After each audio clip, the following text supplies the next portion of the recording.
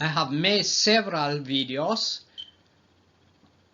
how to graph piecewise function using technology TI-84+. Please watch those videos. Okay. Number 3 is use algebraic method to find the limit.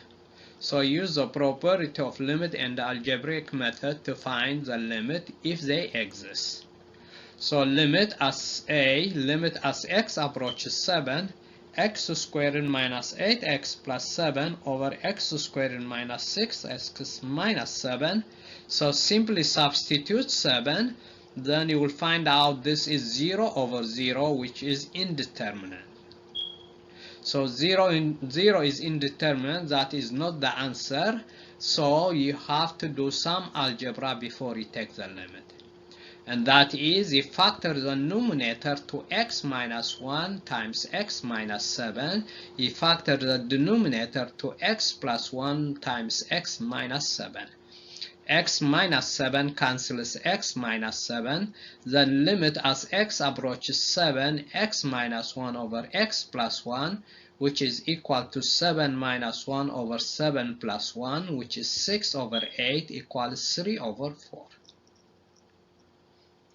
B is limit as x approaches minus 2, x to the 4 minus 4x squared over x squared plus 8x plus 12.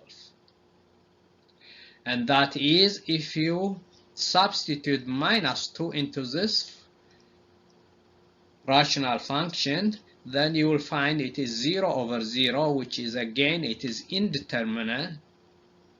That means you have to do some algebra before you take the limit. That is, you factor the numerator to x squared times x plus 2 times x minus 2 over the denominator is x plus 2 times x plus 3. X plus 2 cancels x plus 2. Then this is limit as x approaches minus 2, x squared times x minus 2 over x plus 6.